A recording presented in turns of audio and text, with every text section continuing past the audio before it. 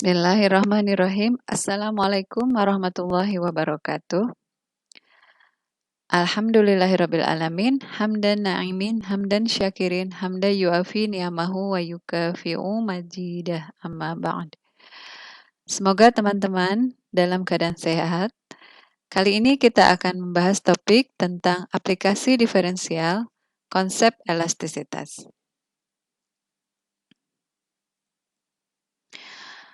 Seperti teman-teman ketahui, elastisitas itu asal katanya dari elastis atau kelenturan atau kemuluran ya. Jadi di sini ada hubungannya antara elastisitas yang lentur dengan konsep elastisitas yang akan kita bahas ya.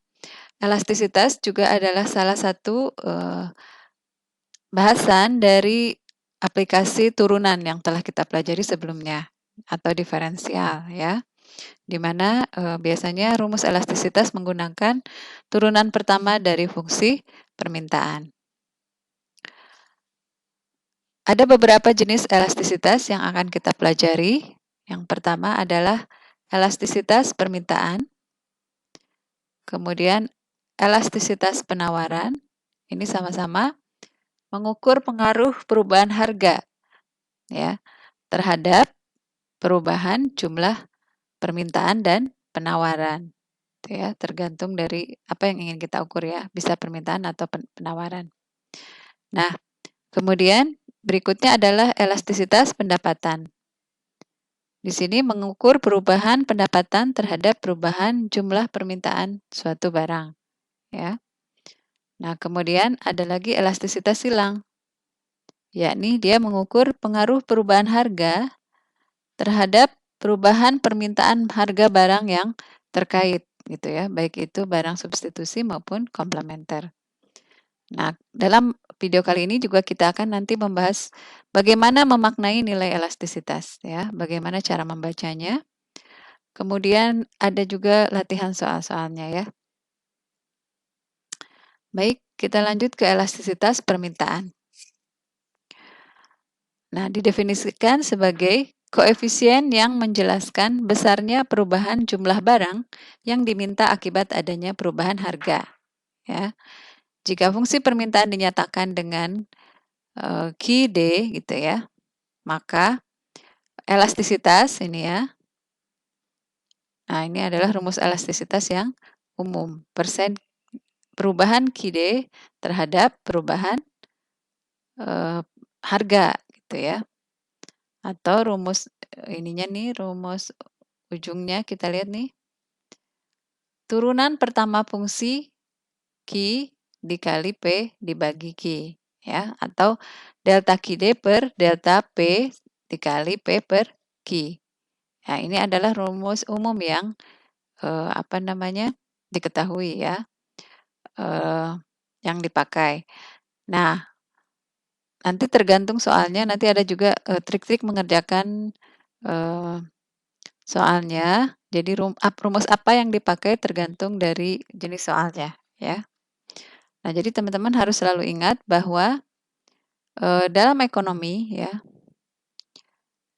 Q itu selalu simbol untuk kuantitas atau jumlah barang dan P adalah simbol untuk harga. Jadi ini yang harus selalu diingat ya.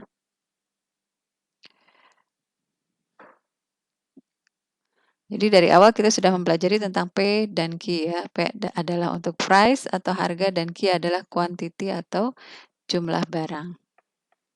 Oke, lanjut ya. Nah, untuk elastisitas barang tunggal, baik itu permintaan dan penawaran, ada beberapa makna yang harus diingat gitu ya.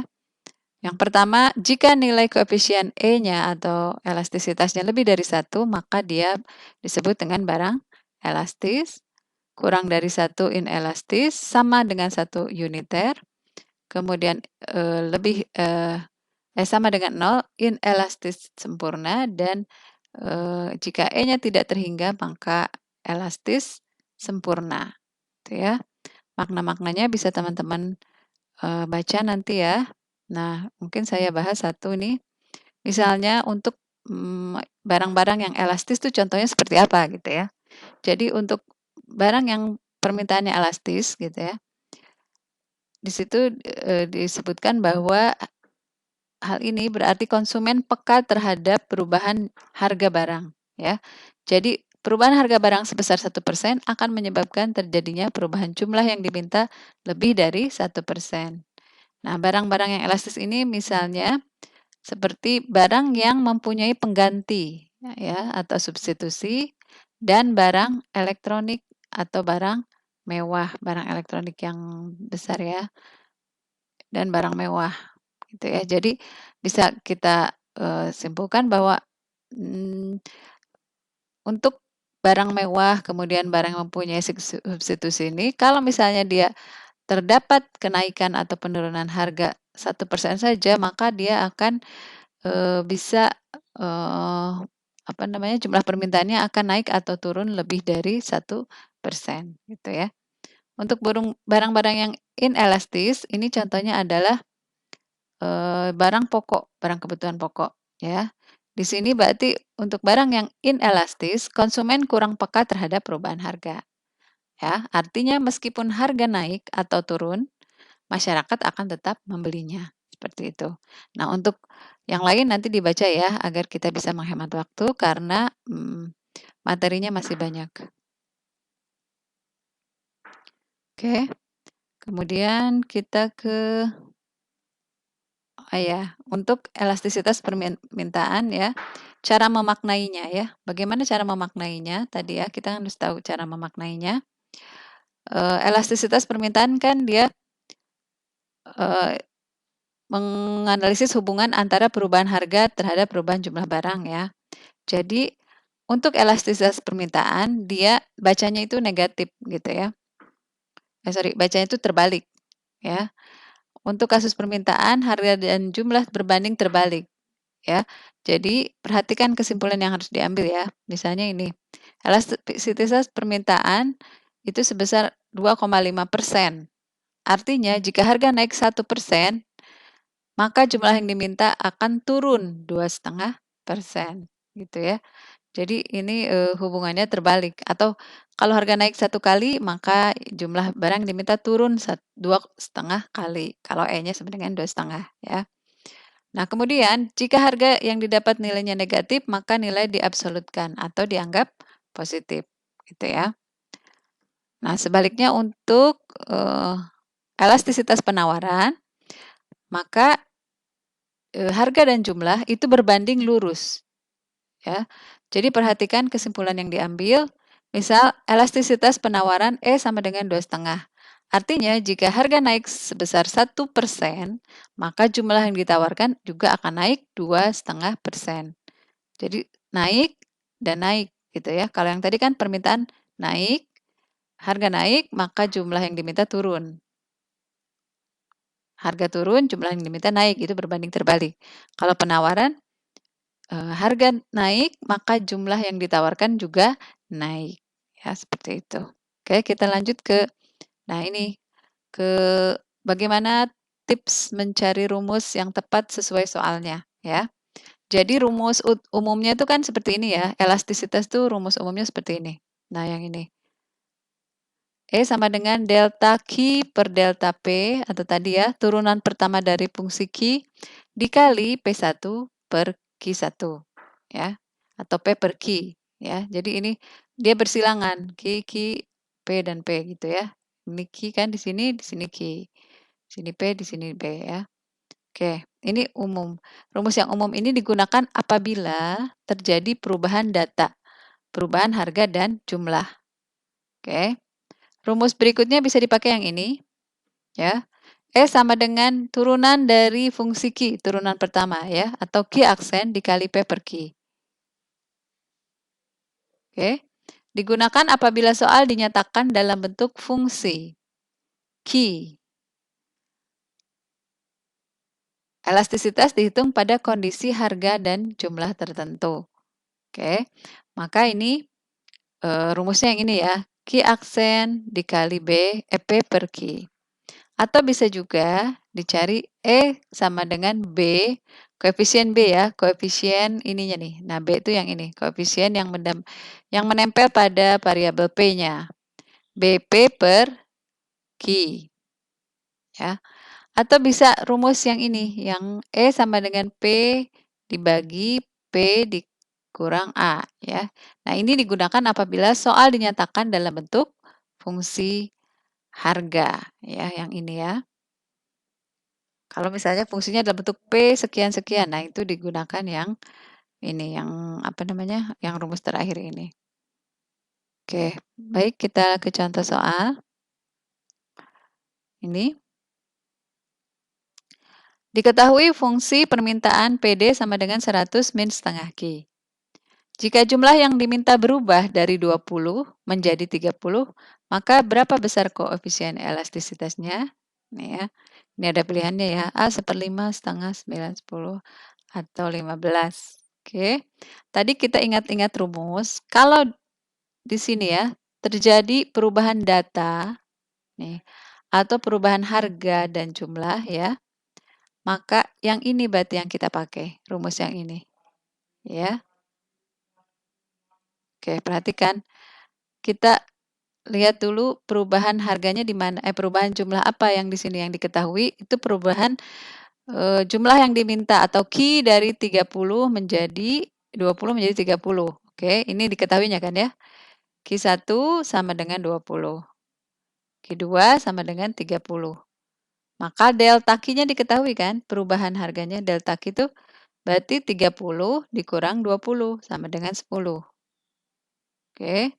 Maka P1-nya kita bisa cari ya. P1-nya nih. Masukkan ke persamaan yang ini, persamaan yang ini. Ya. PD sama dengan 100 min setengah Q, masukkan ke sini. Masukkan nilai Q-nya. Pada saat Q 20 berarti ini. P1 sama dengan 100 min setengah kali 20. Hasilnya 90. P2-nya masukkan nilai Q yang kedua nih. Q yang ini kan. Q-nya yang ini, Q 30, maka P2 sama dengan 100 min setengah kali 30 sama dengan 85. Oke, maka kita ketemunya delta P-nya ketemu. Perubahan P-nya ya. Oke. Berarti rumusnya adalah E sama dengan delta Q per delta P kali P per Q. Ya, yang tadi kan ya, P1 per Q1. Oke, masukkan nilai-nilainya tadi. Delta Q-nya mana? Delta Q-nya ini, 10. Ya kan? Delta P-nya 5. Ini 5. Nah, delta P per delta Q kan 10, delta Q per delta P 10 per 5 dikali 90 per 20. Ini adalah P1 per Q1-nya ya. P1-nya 90, Q1-nya 20. Maka hasilnya adalah 9. Sama dengan 9. Nah, bagaimana cara membacanya? Cara membacanya adalah seperti ini. Sama dengan 9 artinya, ini kan elastisitas permintaan ya. Ketika harga berubah sebesar 1 satuan atau 1%, maka jumlah barang yang diminta akan berubah sebesar 9%. Ya. Jadi jika harga naik sebesar 5%, 1% dulu deh. Jika harga naik sebesar 1%, maka jumlah yang diminta akan turun 9%. Oke. Berlaku kelipatannya. Nih kan ya. Jika harga naik 5%, maka jumlah yang diminta akan turun sebesar berapa? 45%, 9 kali lipatnya kan? 9 kali lipatnya, karena tadi E-nya sama dengan 9. Ya. Ingat hukum permintaan, harga berbanding terbalik dengan jumlah. Oke, itu ya. Jadi teman-teman harus ingat cara menginterpretasinya. Lanjut. Nah, contoh soal kedua. Fungsi permintaan suatu barang dinyatakan dalam bentuk fungsi harga P sama dengan 160 min 4Q. Apabila harga yang berlaku 200, berapakah koefisien elastisitas permintaan barang tersebut? Ya. Oke. Ini ada dua cara nih ya. Yang ini bisa pakai apa namanya rumus yang ini. Ini, teman-teman ingat yang ini ya. Tadi berarti bisa pakai rumus yang ini nih. Q aksen kali P per Q. Atau pakai rumus yang ini, yang langsung udah ada, kan soalnya dalam bentuk fungsi P, ya, tadi. Nah, maka bisa langsung pakai rumus yang kedua ini. Nah, di sini saya hanya ingin membuktikan bahwa menggunakan yang ini maupun yang ini, ya, rumusnya nih, hasilnya akan sama. Harusnya hasilnya sama, ya. Untuk yang praktis, kita pakai yang ini dulu nih. Yang ini dulu ya. Nah, yang ini dulu. Oke. E sama dengan P dibagi P min A. Berarti A-nya kan di sini nih 160 ya. Ingat koefisien ini tetap ya, kita ingat-ingat kalau misalnya fungsi linear, berarti A min B X atau A min B Q. Di sini A-nya 160, B-nya adalah 4 ya. Nih, berarti E sama dengan P dibagi P min A. Artinya E sama dengan 200. Ya, 200 kan ininya apa nih, harga yang berlakunya nih 200. Diketahui, nah ini ya, diketahui 200. Dibagi 200 min 160. 160 itu nilai apa? Nilai A. Nilai A itu di sini carinya. Nah, yang ini A. Ya. Oke. Nah, di sini ketahui bahwa E sama dengan 200 per 40 hasilnya 5. Ya, ini lebih singkat. Karena kita pakai langsung ke ini. Jika dinyatakan dalam bentuk fungsi harga atau P, maka langsung bisa dihitung ini. Yang ini, ya. Tapi kalau kita misalnya pakai rumus yang lain, ini juga bisa, ini juga betul. Nih ya, misalnya E sama dengan Q aksen atau turunan pertama fungsi Q dikali P per Q. Ya. Nah, kita ubah dulu nih. Karena kan dia mintanya turunan pertama dari fungsi Q, maka Q-nya kita ubah dulu. Ya, karena dia diketahuinya nih dalam bentuk P. Oke. Ini ubah dulu. PQ-nya digeser ke ruas kiri. 4 PQ sama dengan 160 min P. Nah, semua ruas dibagi 4 ya. Jadi Q sama dengan 40 min 1/4 Q. Q aksen, nah ini ingat ya, turunan pertama fungsi Q terhadap P, ya kan? Berarti cari yang ada variabel P-nya. Berarti hanya ini yang diturunkan. Kalau konstanta tidak diturunkan. Konstanta diturunkan sama dengan 0. Ya, maka Q aksen sama dengan min 1/4. Oke. Kita dapat Q-nya, P-nya 200, maka kita Q aksennya dapat, maka kita juga dapat nilai Q-nya kalau kita masukkan P-nya 200 kan tadi ya. Nah, kita masukkan Q-nya sama dengan min 10. Masukkan ke rumus yang ini. Oke. E berarti min 1/4 ya, ini ya tadi ya, Q aksennya. Ini kita udah dapat yang di sini nih, min 1/4 dikali 200, ya kan? P-nya per Q min 10 sama dengan min 1/4 dikali min 200 sama dengan 5. Hasilnya sama dengan ini? Sama. Ya, jadi sebetulnya rumusnya bisa dua-duanya, asal kita mengerti mana yang lebih singkat gitu ya. Baik, kita akan lanjut ke elastisitas pendapatan. Nah, elastisitas pendapatan bermaksud untuk mengetahui perubahan pendapatan terhadap perubahan permintaan suatu barang, gitu ya. Nah, untuk memaknai nilai elastisitas pendapatan itu berbeda lagi ya.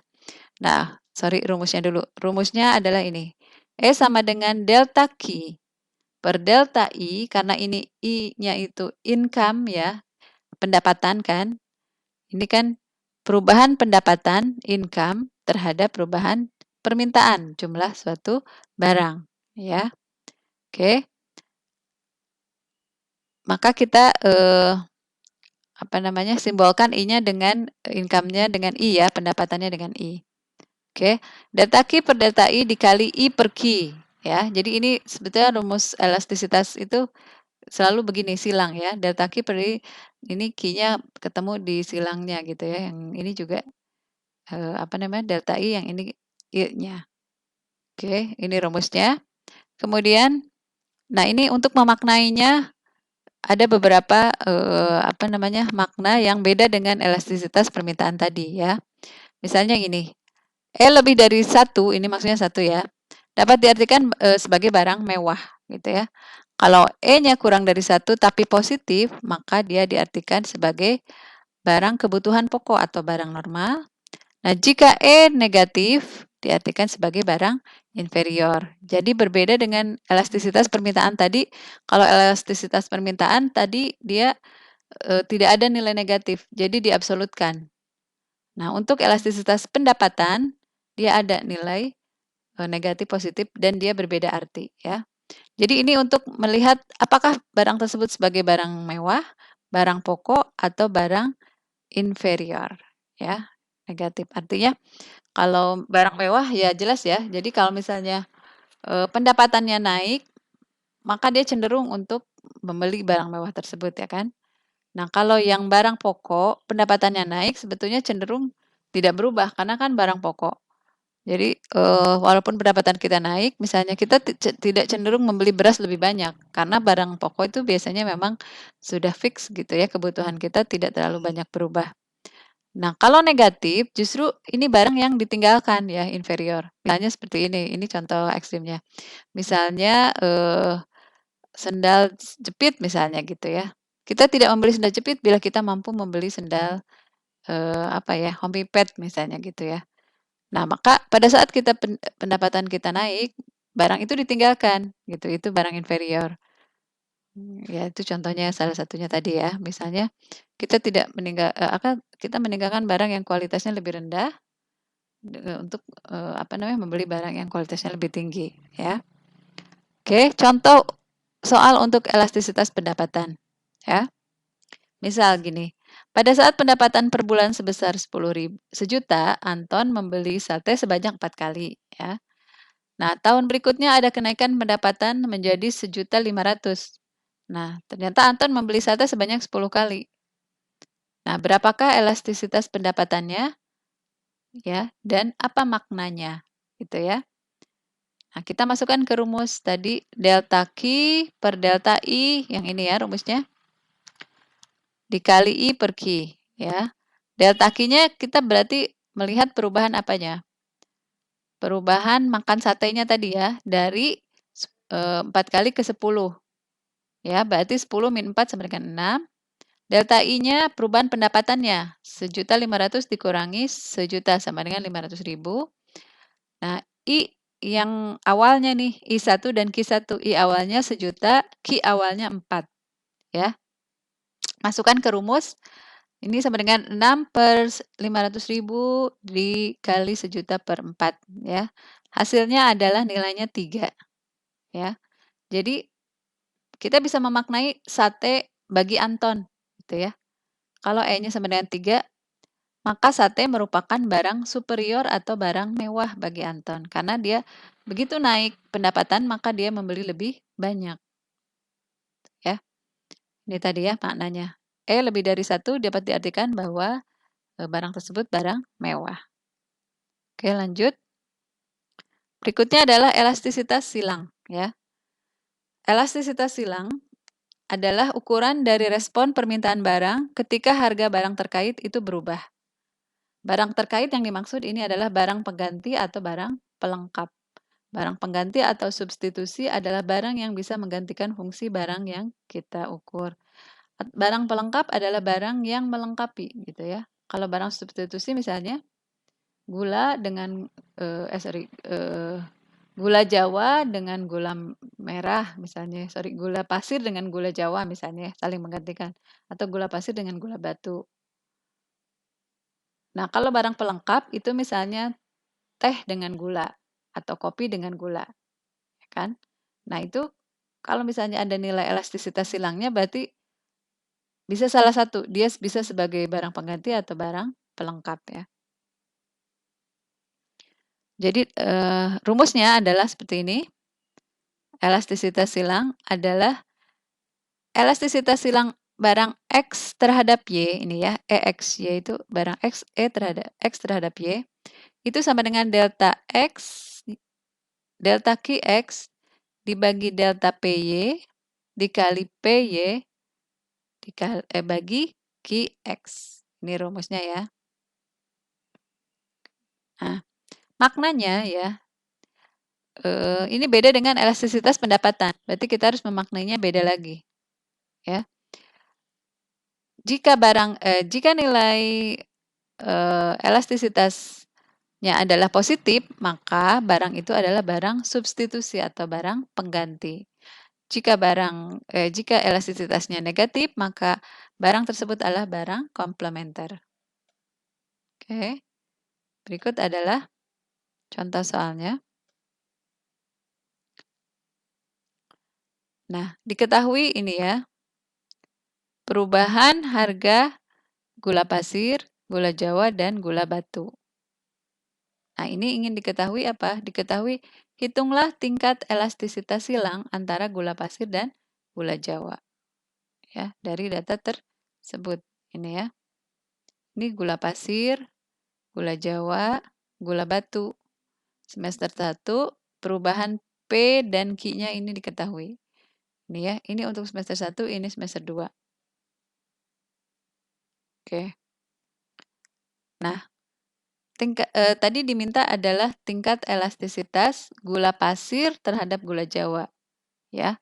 Maka kita simbolkan berarti ini adalah E dari P terhadap J. Jadi EPJ, ya. Maka rumusnya adalah delta Q P per delta P J dikali PJ dibagi Q P, ya. Karena tadi yang ngikutin yang X tadi nih ya.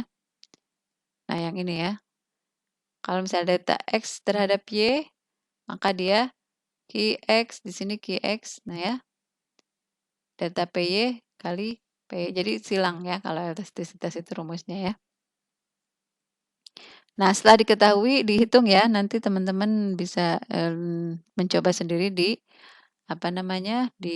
slide ya, dan dihitung sendiri. Hasilnya adalah elastisitasnya sama dengan 1,75 ya, gula pasir terhadap gula Jawa. Positif 1,75. Kita ingat-ingat lagi, nih elastisitas silang itu kalau positif berarti barang tersebut bersifat substitutif atau barang pengganti. Ya, berarti gula pasir terhadap gula Jawa itu sifatnya adalah saling menggantikan. Oke. Berikutnya yang tadi ya, mungkin nanti bisa dibaca. Oke. Sepertinya materinya sudah selesai. Nanti teman-teman silakan mengerjakan latihan soalnya ya, karena ini memang ada banyak macam elastisitasnya ya, kesimpulannya. Elastisitas permintaan, elastisitas penawaran, elastisitas pendapatan, dan elastisitas silang. Sebetulnya rumus umumnya hampir sama gitu ya. Tinggal apa yang ingin kita ukur ya. Kalau permintaan dan penawaran itu tadi mengukur perubahan harga terhadap perubahan jumlah permintaan. Nah, kalau elastisitas pendapatan, dia mengukur perubahan jumlah permintaan terhadap perubahan jumlah pendapatan. Gitu ya. Kalau elastisitas silang, dia mengukur pengaruh perubahan harga suatu barang terhadap perubahan jumlah permintaan barang yang lain atau barang yang terkait gitu ya. Nah, jadi diharapkan dengan ini teman-teman tahu paham bagaimana mencari nilai elastisitas dan juga memaknainya ya. Tadi makna juga sangat penting. Oke, baik, mungkin itu saja untuk kali ini. Yang benar datangnya dari Allah. Mohon maaf apabila ada kesalahan. Wassalamualaikum warahmatullahi wabarakatuh.